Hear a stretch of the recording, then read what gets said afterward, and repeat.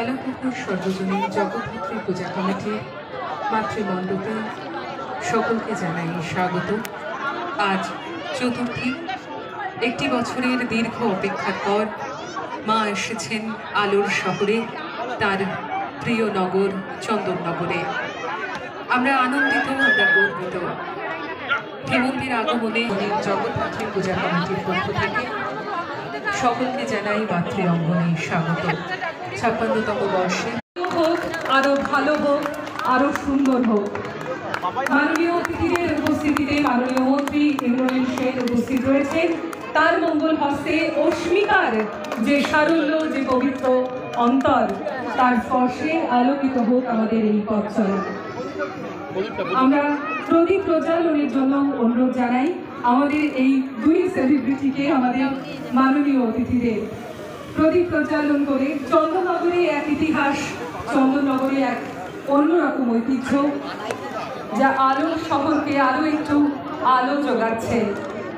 সকলের করতালি চাই, সকলের শুভকামনা চাই। শুভম করোতি কল্যাণম আরোগ্যম গুণ সম্পদা দ্বেষ বুদ্ধি বিনাশায় দিব্য জ্যোতি নমস্তুতে। প্রদীপ প্রজ্বালন করলেন মাননীয় মন্ত্রী বিধায়ক চন্দননগর শ্রী ইন্দ্রনীল সেন। আমরা আপ্লুত, আমরা গর্বিত। আমাদের পক্ষ থেকে আমরা সম্বর্ধনা জানাবো তাকে।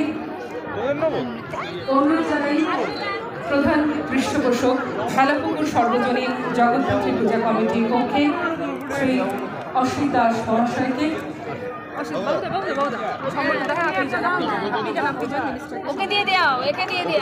স্যারকে রিকোয়েস্ট করবো একটু সঙ্গে থাকতে।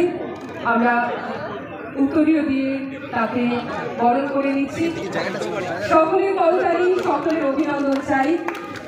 মাননীয় মন্ত্রীকে আমরা বরণ করে নিচ্ছি।